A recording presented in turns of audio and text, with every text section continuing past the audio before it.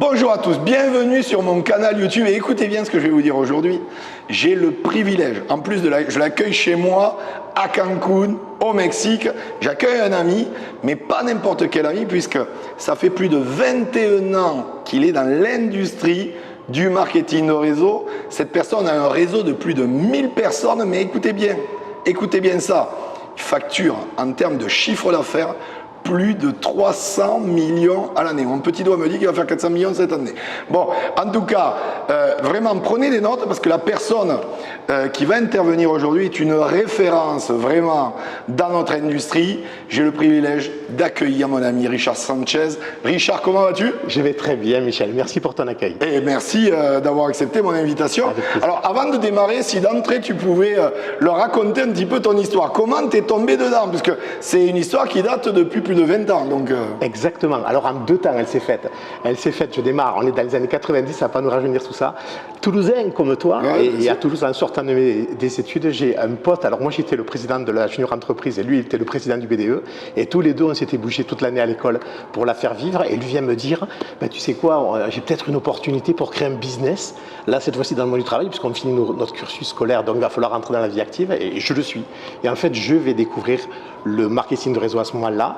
Ça va durer 2 ans puisque c'était une première entreprise qui était pionnière, qui aura été vraiment, qui a inspiré énormément de choses derrière, malheureusement qui n'a pas su s'organiser ou s'adapter aux attaques, aux critiques, aux choses qui nous accompagnent dans son parcours d'entrepreneur. Et en fait, la réalité du truc, c'est que pendant ces 2 ans, ça a été un bain de jouvence dans le sens où je me suis rendu compte qu'il y avait un modèle économique. Parce que tu ne connaissais pas avant en fait. Non, du tout. Cette industrie, c'était vraiment inconnu pour toi. Du tout. Toi, tu l'avais connu par Tupperware. Ouais, moi, je ne l'avais pas vraiment connu par Tupperware. Donc, je découvre ce marketing de réseau, comme on l'appelle le MLM. Et si tu veux, ça dure 2 ans. On a un peu de succès avec Marlène, mais ça s'arrête et la graine était plantée. Donc, le hasard fait qu'on a continué à garder des contacts. Dans le petit groupe d'une 50aine de distributeurs, c'est comme ça qu'on les avait appelés, on a gardé la relation. Je suis rentré dans l'univers du conseil financier qui a été mon métier et qui est mon métier depuis toujours. Et en fait, l'un de mes clients, il est devenu client, mais il est un de mes distributeurs, il va devenir notre parrain. Et donc, en fait, il va nous faire entrer dans celle qui est aujourd'hui l'entreprise qui nous accompagne depuis 2 décennies maintenant. Donc, voilà l'histoire. Elle s'est faite en 2 temps et elle s'est faite avec des sursauts. Tu vois, c'est un peu comme la vie, quoi. C'est un encéphalogramme qui est tout sauf plat. Alors, toi c'est... Parce que je te connais, c'est l'une des personnes les plus optimistes que je connais dans ma vie.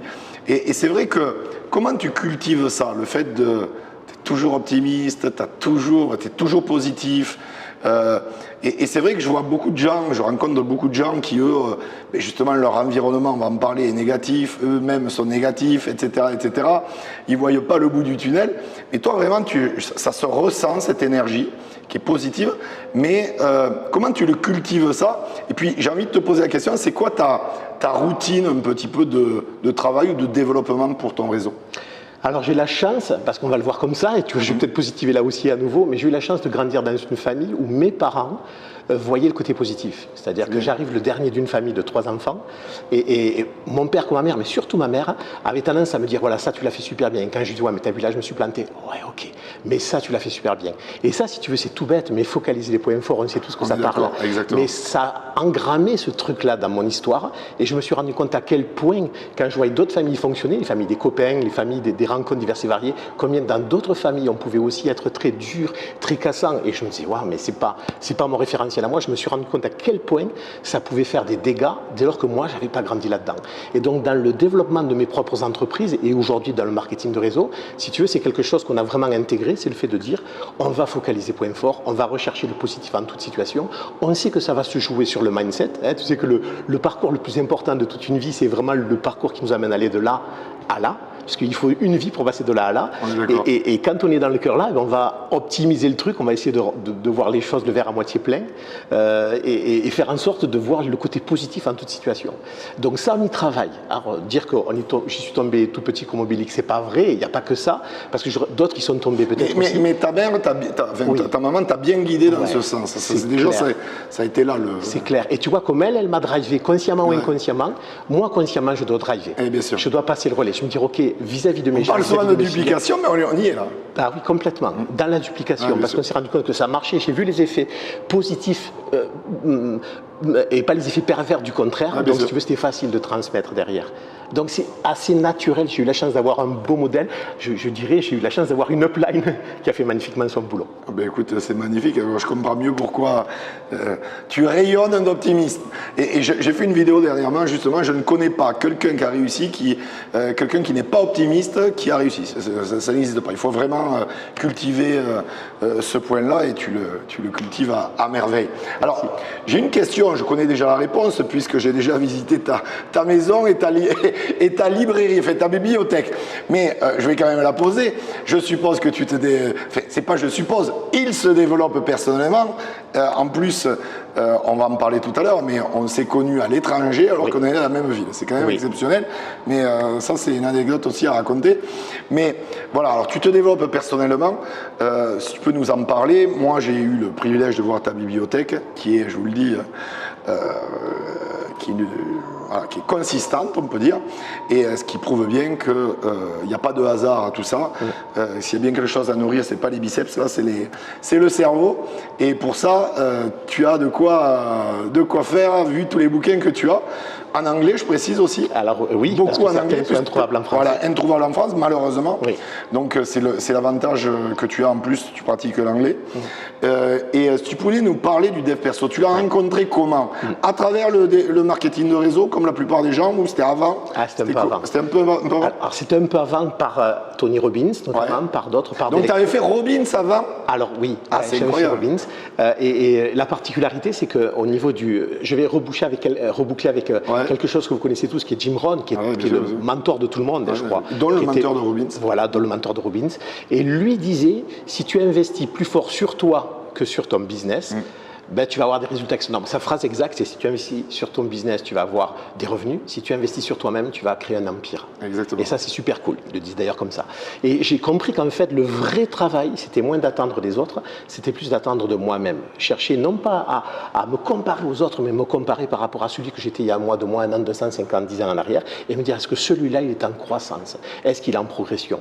J'ai l'impression qu'une plante, dès qu'elle arrête de pousser, elle meurt. Elle fane. Ce qui stagne meurt, je suis d'accord avec toi. Donc il y a ce travail-là, je ne passe pas une journée. Alors j'ai cette chance aussi peut-être, est-ce que je positive le truc? Je ne sais pas, mais j'aime lire. Alors est-ce que j'ai appris à lire et c'est devenu, mais le fait est, c'est que je ne peux pas passer une journée sans lire en réalité. Pendant les 2 mois que j'étais au Mexique, je me suis fait 4 livres en entier, vraiment. Et quand je dis lire, c'est étudier. Tu vois, c'est pas lire, c'est étudier, c'est faire un organigramme, un mind mapping et pouvoir résumer et en faire demi-heure, voire 1 heure de cours sur ce bouquin-là. Donc je ne peux pas passer une journée sans lire parce que j'en ai besoin. On se dit, juste 30 secondes, on passe 1440 minutes par jour à vivre. Est-ce qu'on passe au moins 15 minutes par jour à alimenter ça? Sachant qu'on va s'alimenter physiquement, surtout moi en ce moment avec le Mexique. Et puis on passe un tiers de notre vie à dormir. Et à dormir. C'est Schwarzenegger qui disait il faut dormir vite. Voilà, c'est ça. Donc c'est de se dire, est-ce qu'on passe ne serait-ce que 15 minutes à travailler sur soi? 15 minutes sur 1440 minutes, ça fait 1%. Si je passe 1% de ma journée à travailler sur moi, il est évident que ce petit pourcent-là va faire une grosse différence sur 6 mois, 1 an, 2 ans, 5 ans, 10 ans. C'est l'effet cumulé. Oui, complètement. Ouais. Alors, toi, tu es plus bouquin, bon, ça oui. Tu écoutes des audios aussi? Alors oui, ça m'arrive parce qu'il y a des choses qu'on trouve qu'en audio. Sur YouTube, on a énorme, quelle époque formidable, on a des ressources qui sont gratuites, illimitées. On a des choses que nous trouverait, les interviews, tu vois, je parlais de Jim Rohn ou d'autres qui nous ont quittés. Il y a des choses que nous ne les trouves qu'en audio, qu'en interview vidéo. Donc, énormément de matériel. Attention, je ne tombe pas dans le danger de ne faire que ça, d'être... Toi, tu parles de junkie du dev perso. Exactement. Il y en a beaucoup. Exactement. C'est le danger. C'est le danger. C'est le danger. J'y suis tombé, c'est pour ça que je me permets de le dire. Mais tu as raison de le préciser. Ouais. Je veux dire, il y a des heures où le faire. Complètement. La journée, on passe à l'action. Exactement. Le matin, le soir, c'est l'idéal pour ça. La journée, action.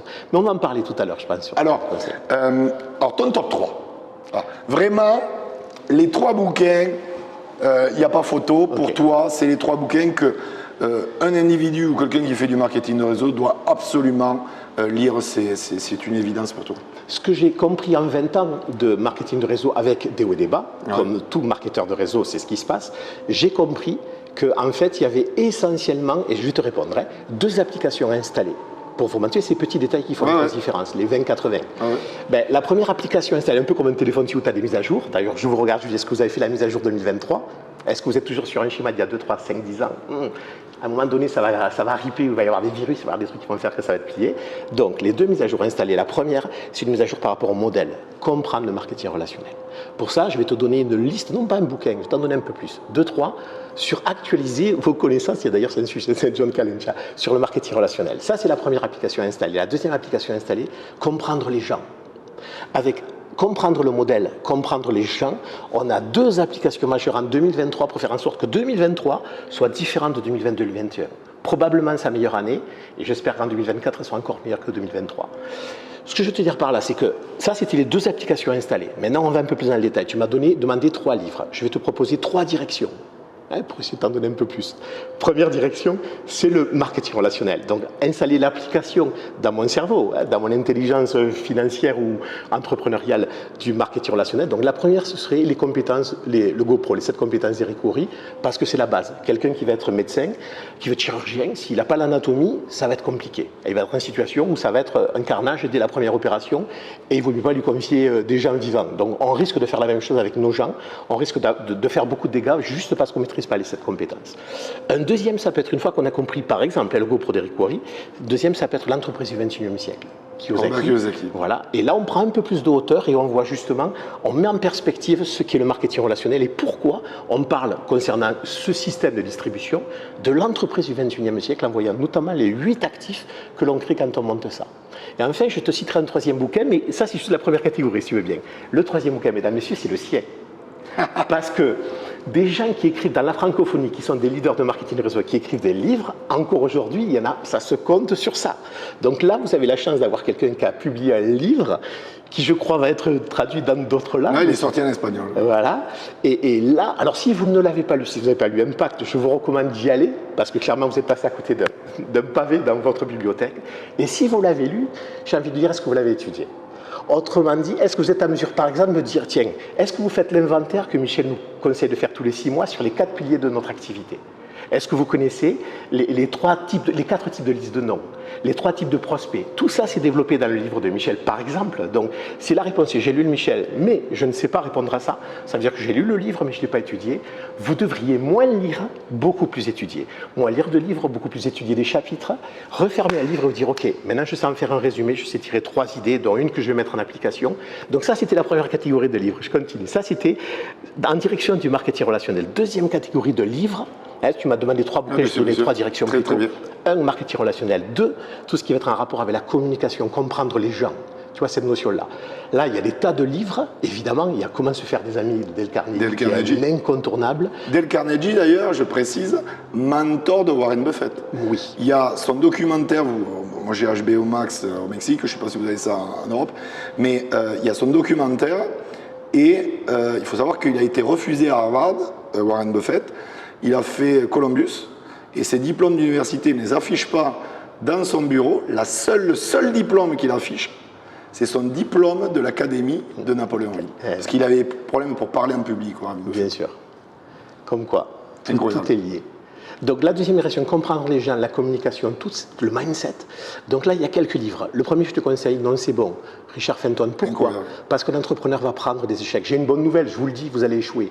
On a une bonne nouvelle, Michel et moi, c'est qu'on a déjà plein de fois échoué. C'est peut-être pour ça qu'on en est là. Oui. Et on va encore échouer. C'est-à-dire ça ne s'arrête pas là. Et si on n'échoue pas, ça veut dire qu'on ne fait pas ce qu'il faut, qu'on n'ose pas, qu'on n'entreprend pas. Donc on va échouer. Si vous nous regardez, vous allez échouer. Ce qui m'intéresse, ce n'est pas l'échec, c'est le fait que vous allez devoir vous relever et remonter. Ça, c'est le coach de Michael Jordan qui disait ça. Je trouvais ça intéressant. Quand tu tombes de cheval, la tendance voudrait te dire remonte sur le cheval de suite. Et lui dit non. Non, alors on comprend l'idée de remonter sur le cheval pour ne pas avoir un blocage et se dire une peur et être gelé. Mais l'idée, c'est de se dire, oh, reste par terre et analyse. Pourquoi tu es tombé ? Parce que si tu ne fais pas ça, tu vas remonter sur le cheval, sauf que tu es déjà tombé et tu sais que ça fait mal de tomber de cheval. Donc le deuxième coup, quand tu vas retomber, là, tu vas anticiper le truc, tu vas mettre la main, tu vas te casser l'épaule, tu vas te faire encore plus mal. Et tu vas finir avec un trauma qui est bien plus important. Donc reste par terre 1 minute, 1 heure, un jour s'il le faut, Et et analyse. analyse pourquoi tu es tombé. Analyse. Et après, tu remontes. C'est d'ailleurs Einstein qui disait le principe de la folie, je crois, Oui. c'est de reproduire la même chose en pensant qu'il y aura un résultat différent. Exactement. Donc, tu vois, Même idée, même idée. Donc on va échouer et l'idée de non c'est bon, c'est de se dire ce rapport au rejet, à l'échec, comment je peux le gérer. Ça a été probablement le livre le mieux écrit pour moi en tout cas. En tout cas, il a eu un impact colossal. Ça c'était un premier. Je pourrais te donner, alors je vais aller dans la troisième catégorie. Non, ouais, je vais être dans la troisième catégorie parce que j'ai des... Si, je vais quand même te le dire, parce que j'y vais pas. Harvecker. Harvecker, incroyable. Voilà, L'esprit dans le millionnaire. mindset, l'esprit millionnaire. Incroyable, les curseurs. Il 47 parle de principes. Trump, il parle de plein de... Exactement. plein de- incroyable. Donc, C'est un de mes bouquins préférés. d'ailleurs. Ah. J'adore, très facile à lire. Oui, et très pédagogique, très structuré, et qui permet de construire un mindset d'abondance, un mindset de personne qui réussit versus personne qui subit un peu sa vie. Il a, je crois que c'est 12 ou 14 principes, je ne sais plus, qui font la différence entre ceux qui réussissent et ceux qui ne réussissent pas. Donc il y a vraiment tout un tas de dossiers financiers. Ça, c'est les dossiers financiers. Les principes, il y en a 47 sur l'enrichissement. Donc celui-là, c'est pour construire un mindset avec quelqu'un qui est inspirant. Donc ça, c'était la deuxième direction. Troisième direction, quelle pourrait-elle être? Une évidence, le leadership. Parce que c'est clairement là que va se faire la différence entre les gens qui vont réussir, des gens qui vont avoir, et s'ils sont sur ta chaîne, c'est qu'ils veulent peut-être devenir numéro 1 de leur compagnie, et donc réussir à haut niveau et avoir une vie d'abondance, c'est sur le leadership que ça va se jouer. Donc là aussi, je pourrais vous citer plusieurs livres. Le leader sans titre, Robin Sharma par exemple, mais il y en a un par lequel il faut commencer. C'est l'oracle du leadership. John Maxwell, on l'a vu d'ailleurs à Las Vegas, toi et moi. Et ce monsieur-là a écrit plein de bouquins, dont les 5 niveaux de leadership. Avantage de ce livre-là, c'est que nous, quand on est en marketing de réseau, on a des systèmes de compensation, des plans de rémunération. L'avantage, c'est que ces 5 niveaux de leadership décrivent la progression d'un leader en marketing de réseau. Donc c'est génial parce que quelqu'un peut savoir déjà où il se situe. Est-ce que je suis de niveau 1, de niveau 2, de niveau 3? Ça me permet de savoir où je suis réellement. De se situer, bien sûr. Exactement, de savoir quelle est la prochaine étape. Et dans le bouquin, il y a même les pistes pour passer de l'une à l'autre. Quelles sont les passerelles pour passer d'un niveau à l'autre? Donc tu as un mode d'emploi qui est un copier-coller, alors qu'il n'a pas fait pour le marketing de réseau, il a fait pour le leadership au sens large, caritatif, entrepreneurial, etc., religieux, puisqu'il vient de là. Mais c'est un copier-coller. Donc voilà les 3 directions dans lesquelles je pourrais te donner, plutôt qu'un livre, te donner plutôt une série de livres. C'est la meilleure réponse que tu pouvais nous donner. Alors, j'aurais une question que je ne pose pas souvent, je vais te la poser parce que c'est... toi qui as plus de 20 ans d'expérience dans l'industrie, tu as vu l'industrie évoluer forcément. D'ailleurs, il y a 20 ans, elle ne faisait même pas 100 milliards. Aujourd'hui, elle fait plus de 220 milliards. Oui. Donc, pour toi, c'est quoi l'avenir de notre industrie? Toi qui as déjà plus de 2 décennies, qui a connu l'industrie à moins de 100 milliards, pour toi, c'est quoi l'avenir du marketing de réseau? Je vais te prendre une image. Donc cette image, elle est peut-être un petit peu trash, et tant pis si elle l'est. En tout cas, c'est la mienne. Donc, j'ai le sentiment, concernant l'avenir du marketing de réseau et concernant notre mission, en tout cas la mienne, j'ai le sentiment, tu t'imagines, je suis dans un bâtiment blanc, un couloir, et il y a plein de portes. Et en fait, je suis en train de regarder à droite dans ce bâtiment, et je vois que finalement, je suis dans un hôpital. Je découvre qu'il y a une chaise d'hôpital, et je découvre qu'il y a un enfant qui visiblement n'a pas beaucoup de cheveux. Et vu son âge, c'est pas normal. Puis je vois qu'il y a des parents qui sont à côté, qui sont en train de lui tenir la main, et je suis en train de comprendre que je suis peut-être dans une aile qui est en rapport avec le cancer, en tout cas avec un fléau qui est un fléau qui ne fait pas que passer, qui visiblement s'installe depuis déjà quelques décennies. Puis je fais encore 2-3 pas, je regarde à gauche et je vois là aussi d'autres stigmates. Et là, c'est un couple qui est en train de s'ouvrir. Puis un petit peu plus loin, je vois encore. Et j'ai ce sentiment, je suis dans cette allée où je suis en train de voir des gens qui sont en train de développer des cancers. Le côté sournois du cancer, c'est que ça ne se voit pas de l'extérieur. Tu peux développer un cancer, mais en fait, tu t'en rends pas compte. Tu fais une analyse à un moment donné où tu vois une tumeur, tu vois une bosse, mais extérieurement, tout va bien, tu es en forme, tu continues à vivre normalement, et d'un coup, tu as quelque chose qui se dérègle. Si tu ne fais pas attention à ce dérèglement, si tu ne poses pas le bon diagnostic et tu ne fais pas les bonnes préconisations pour le soigner, tu peux en mourir, tu meurs. Bien sûr.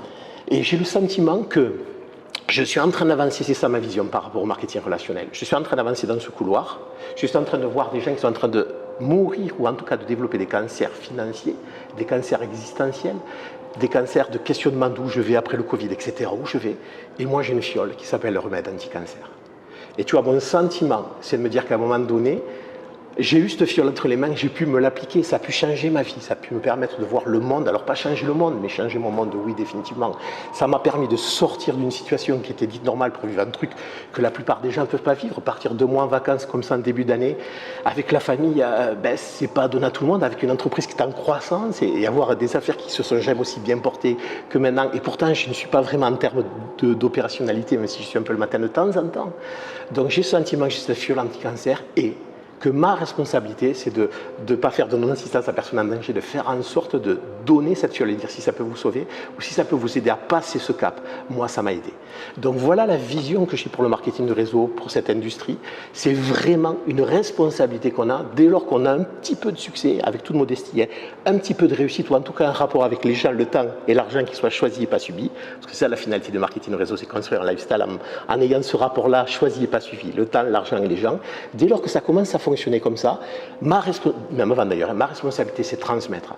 C'est de dire si ça marche pour moi, ça peut marcher pour d'autres. Et là, on est vraiment en train de construire un monde un peu meilleur. Donc, voilà par les temps qui courent, vu la situation, l'inflation, les crises économiques, etc., c'est le plus beau cadeau qu'on puisse donner aux gens. Puisqu'apparemment, même les gouvernements n'ont pas de solution. Mais dans le marketing de réseau, nous avons cette solution. Je te rejoins 100%, vraiment, c'est exactement ça. Alors, je voudrais terminer cette entrevue par la question, et là vraiment, droit dans les yeux, je voudrais que tu répondes aux milliers de personnes qui vont voir cette entrevue. C'est les 3 conseils. Les 3 conseils, peut-être que tu aurais aimé, toi, recevoir à l'époque, que tu n'as pas reçu et que tu as trouvé par la suite, je ne sais pas. Ou en tout cas, les 3 conseils qui te parlent, je sais qu'on pourrait en donner des centaines, des milliers, mais vraiment, peu importe, voilà, 3 conseils qui, pour toi, sont vitaux quand on se lance dans cette industrie qu'est le marketing de réseau. Ok. Donc je regarde dans les yeux. Dans les yeux la caméra. Comme si c'était... Vraiment, parce qu'il y a des gens de tout horizon, de toute compagnie, des gens qui sont dans les produits, dans les services financiers, dans l'immobilier, dans tous les domaines. Comme si c'était ton équipe à laquelle tu t'adressais. Ok. Donc, premier conseil, en 3 mots, trouve un mentor. Tu as besoin de trouver, si vous me permettez de vous tutoyer, mais vous avez besoin de trouver un mentor. Pourquoi? Peut-être que ça fonctionne jusqu'à présent, mais tôt ou tard, vous allez être dans un endroit où il va y avoir un plafond de verre, un tunnel, ça ne passe pas. Ou peut-être que vous avez un distributeur, un consultant, je ne sais pas comment vous les appelez, une personne dans votre équipe, mais vous ne connaissez pas le chemin pour passer à 10. Peut-être que vous en avez 10, vous ne connaissez pas le chemin pour passer à 100 ou pour passer à 1000. Donc tôt ou tard, et si c'est des conseillers, vous remplacez par des millions, vous avez peut-être fait le premier million, mais vous ne connaissez pas le chemin pour faire les 10 prochains millions ou les 100 premiers millions de votre activité.